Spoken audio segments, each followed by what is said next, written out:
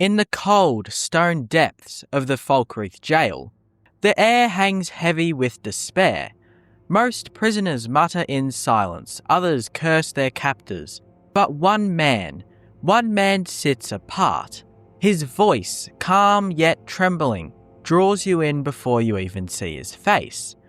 I don't suppose there's a point in keeping it a secret, he tells you, eyes glinting with the faint reflection of torchlight. I am cursed. What follows is not just another encounter with a troubled soul. It's one of the most haunting and morally complex stories in the Elder Scrolls Skyrim. He is not merely another bandit or beast. He's a man torn apart by forces beyond his control, a being trapped between guilt and hunger, humanity and monstrosity. His story, found in the Daedric quest Ill Met by Moonlight, is a chilling reminder that evil in Skyrim is rarely black and white. Some monsters are born, others are made, and some, like this man, are both. When you first meet Sinding, he doesn't roar or threaten, he speaks, and that's what makes him disturbing. He confesses to a murder not out of malice, but because of an uncontrollable transformation. He killed a young girl in Falkreath, and though he begs forgiveness, his words only deepen the horror. His guilt is real, his remorse sincere, and yet the crime remains monstrous. I killed her, he admits quietly, but not by choice. This juxtaposition of predator and penitent sets Sinding apart. In a world filled with power-hungry necromancers, bloodthirsty vampires, and Daedric fanatics, his sin feels disturbingly human. It's the loss of control, the terror of one's own impulses. His story feels less like a villain's monologue and more like a confession, whispered through trembling lips. The horror is not that he is a werewolf, it's that he's a man who knows exactly what he's done and cannot undo it. His condition stems from his dealings with Herson, the Daedric prince of the Hunt. Seeking strength, he took on Herson's gift, lycanthropy, but discovered it to be a curse when his transformations became uncontrollable. Unlike the companions of Whiterun who embrace their bestial side, Sinding represents the darker truth behind Herson's blessing.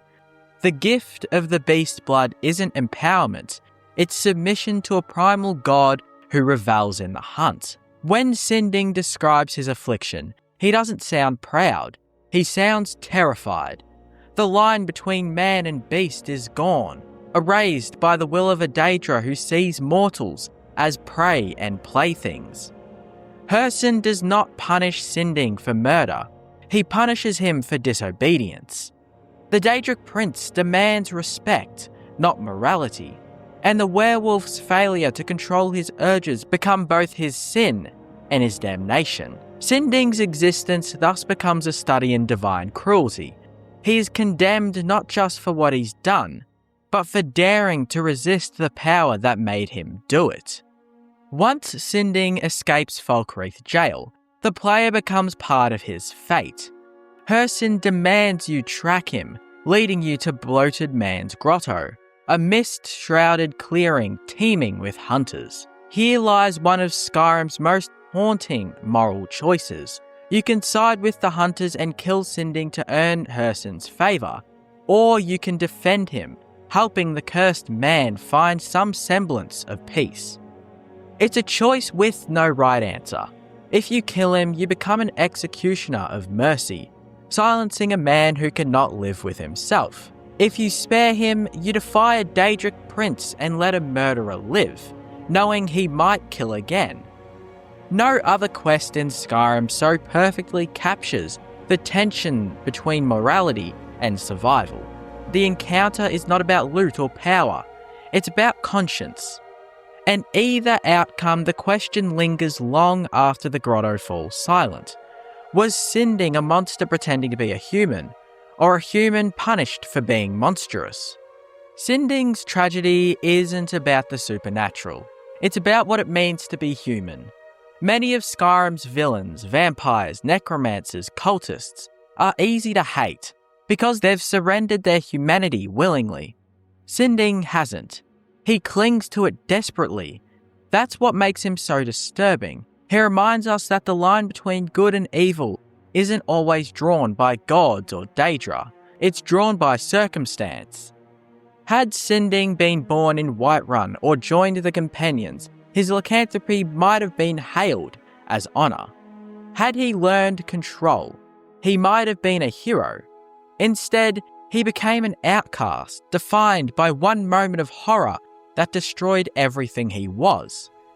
Skyrim is filled with murderers, but few haunt the player the way Sinding does, because his sin feels uncomfortably close to our own capacity for error. When you finally confront Sinding in Bloated Man's Grotto, he appears not as a monster but as a man in tattered clothes. His eyes are filled with sorrow. Yet the moment the moonlight strikes, the transformation begins. Bones snapping, muscles twisting, fur bursting from skin.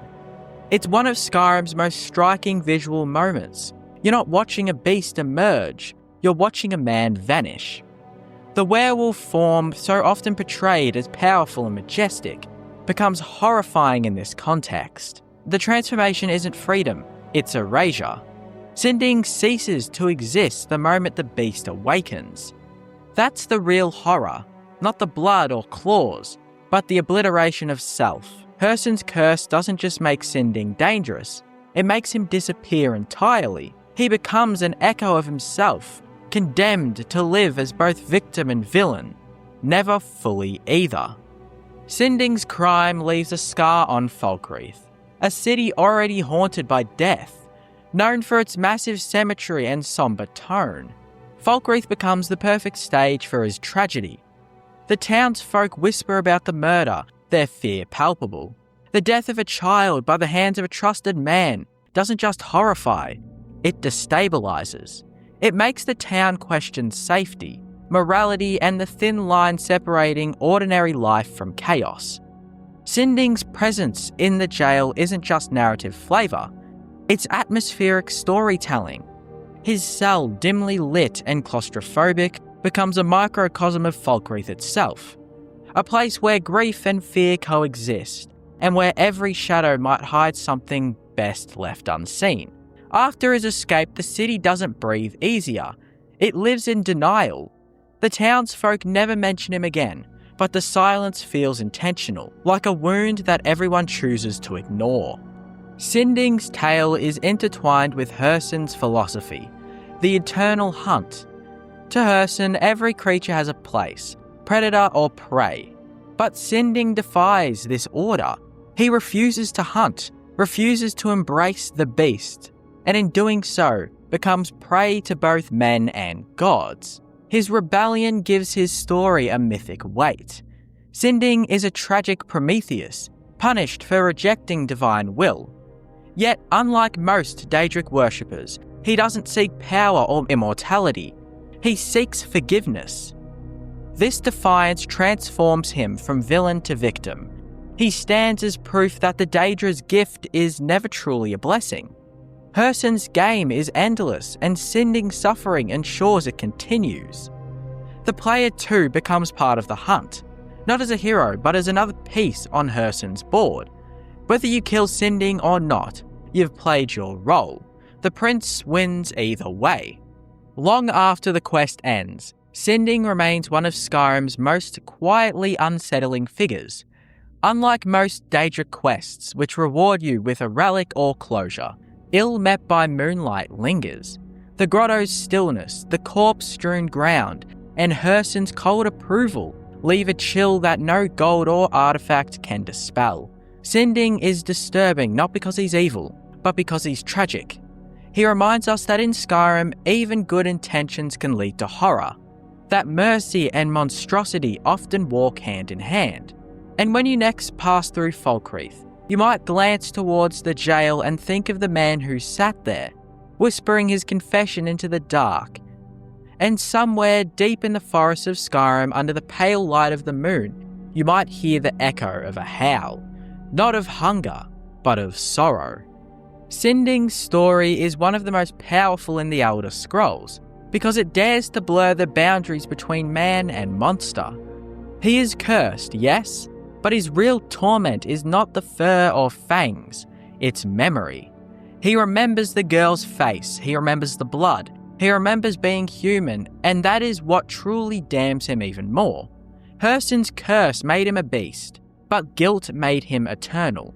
He becomes a spirit trapped between worlds, not quite mortal, not quite Daedric, forever haunted by the hunt he tried to refuse. In the end, Sinding is the most disturbing NPC in Skyrim, because he represents something deeper than horror. He embodies the fear that every mortal, every player must face. That the real monsters are not found in caves or crypts. They live within us, waiting for the moon to rise.